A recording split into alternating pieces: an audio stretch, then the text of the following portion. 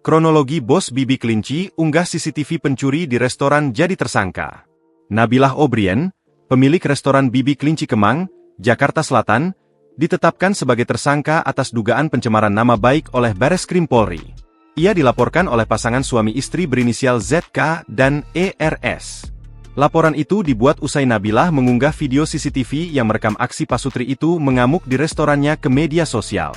Sebaliknya, Nabilah juga melaporkan ZK dan ERS ke Polsek Mampang karena diduga kabur tanpa membayar makanan yang mereka beli. Kini, ZK dan ERS juga telah ditetapkan sebagai tersangka. Kejadian bermula ketika ERS dan ZK mendatangi restoran Bibi Kelinci memesan 14 menu untuk dibawa pulang, Jumat, 19 September 2025. Malam itu restoran ramai dan pesanan online terus datang tanpa henti. Karena menunggu cukup lama, ERS dan ZK emosi. Mulanya mereka hanya melayangkan protes verbal. Namun, kemudian keduanya masuk ke area dapur yang terbatas hanya untuk karyawan. Di situ ZK memukul salah satu karyawan dan lemari pendingin. Keduanya juga memaki dan mengomel ke karyawan.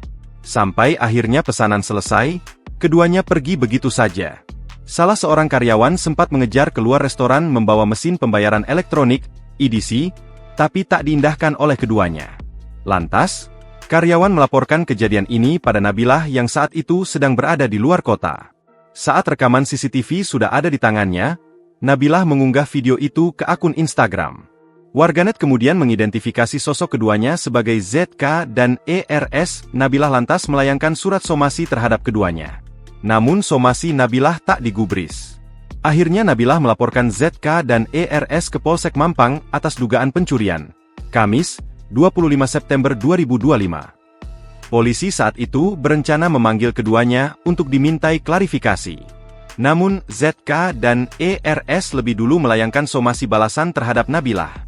Nabilah dituntut untuk minta maaf karena telah mengumbar informasi yang salah ke media sosial dan media massa.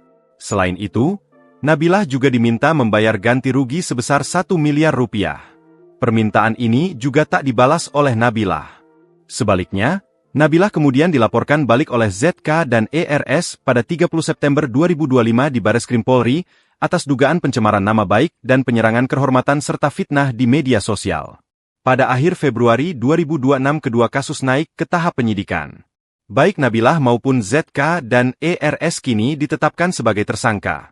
Penetapan status tersangka mereka hanya berselang 4 hari. Polsek Mampang menetapkan ZK dan ERS sebagai tersangka pencurian pada 24 Februari 2026. Sementara, Nabilah ditetapkan sebagai tersangka pada 28 Februari 2026, 2 hari setelah ia terakhir kali diperiksa oleh penyelidik. Download Tribun X sekarang, menghadirkan lokal menjadi Indonesia.